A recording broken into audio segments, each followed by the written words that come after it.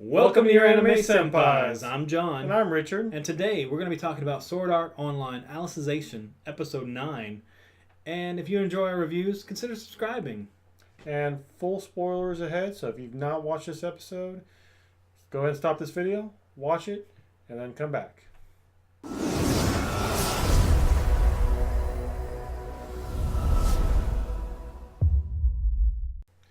So John, Episode 9. Yeah. Got some good stuff in here? It wasn't a bad episode. This episode actually felt like it was building up towards something. Okay. And I just kind of, we'll go through it.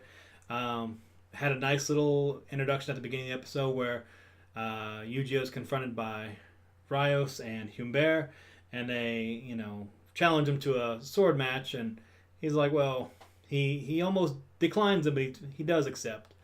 And we get to learn a little bit more about how the fact that their swords are, I guess, infused with different emotions, and they talk about the conceit they have, and that how it drives them as nobles to be a little bit stronger than the lower class. So he actually ends this match in a draw, Rios calls it, and they kind of go their way and belittle him a little bit, and because of the the troublemakers that Rios and Humbert are, as we've seen in the past.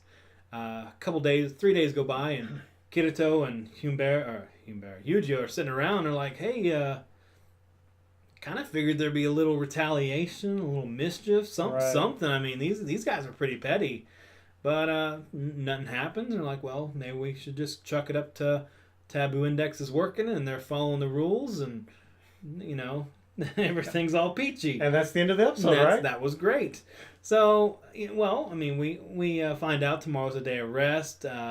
So Yu-Gi-Oh and Kirito go out with their pages, Ronnie and TCA, and they have a pretty good time at the picnic. They're enjoying it out in nature. And at the end of it, actually in the middle of it, Kirito kind of brings up a good point that the Taboo Index is kind of in place. And it's one of those things where, you should be smart enough as a person to question the Taboo Index, because you shouldn't simply just mindlessly follow laws.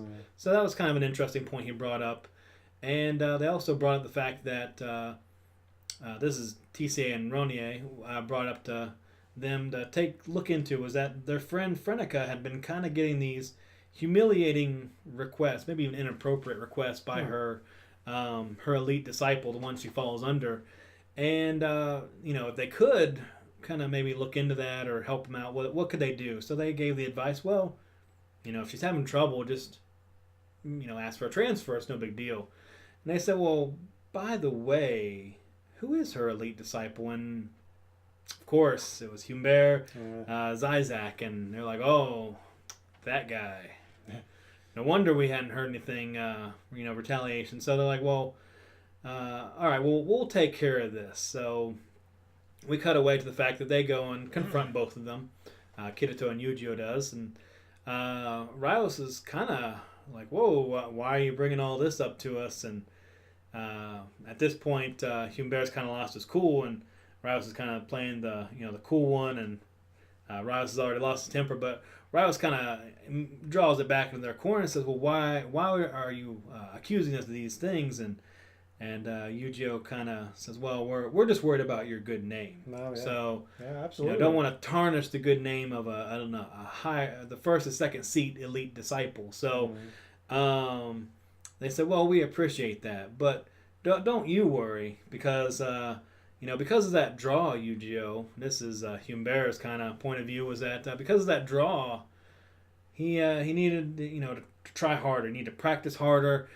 So he's wearing himself out, and every day around bath time, he needs his muscles massaged. So luckily, Frenica's there to massage his muscles during bath time, and because Humbert is such a gentleman and an elitist, I guess, he allowed Frenica to remove her clothes so they weren't soiled while giving him these muscle rubs and everything while he was in the bath. So luckily she was she's able to wear her underwear. It's not like everything's gone. So and at this, Yu-Gi-Oh actually loses his cool, which you could kind of see it. He reaches for a sword, which luckily wasn't there, and you kind of get to see the depravity of the Lord Rios and Yuji Humbert, and the degree of just pettiness that it was involved in all this. So